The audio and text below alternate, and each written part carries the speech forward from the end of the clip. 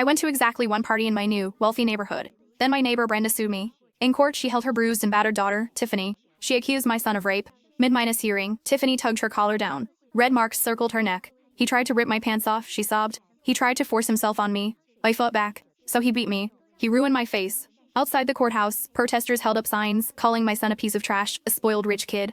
Online, a photoshopped memorial of me went viral. The caption read, "The infant mother should die with her son." My company's stock plummeted, but I just sat there, stone-minus-faced. I asked for my son, Cooper, to be brought in.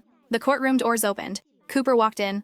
Everyone froze. My new neighbor sued me. In court, she sobbed as she accused my son of raping her daughter. "Your son is a monster," Brenda shrieked at my expressionless face. "He just moved in and he beat my daughter Tiffany. He raped her." Ms. Mitchell, Tiffany's lawyer, Gavin, glared at me. "Let's be clear. On the night of July 15th, did your son, or did he not, brutally assault my client?" I sat at the defendant's table. The wild accusation hung in the air. I said nothing. Outside, protesters chanted, "Justice for Tiffany." Camera flashes pulsed through the windows like lightning. "I do not," I said, my voice cold. Gavin turned to the jury. His face was a mask of agony. "Ladies and gentlemen, she refuses to take any responsibility for her son's violent rampage." I glanced at the gallery. My new neighbors whispered.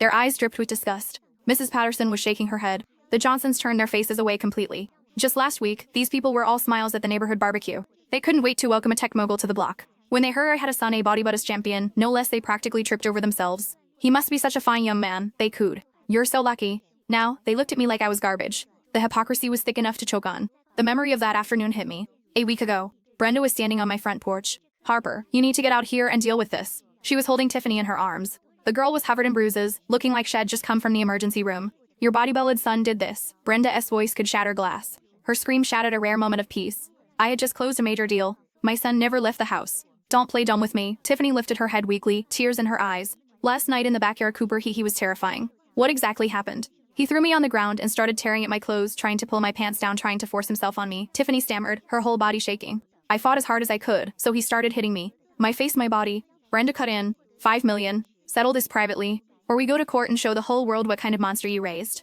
I watched their little show. I felt nothing. I refuse. "What?"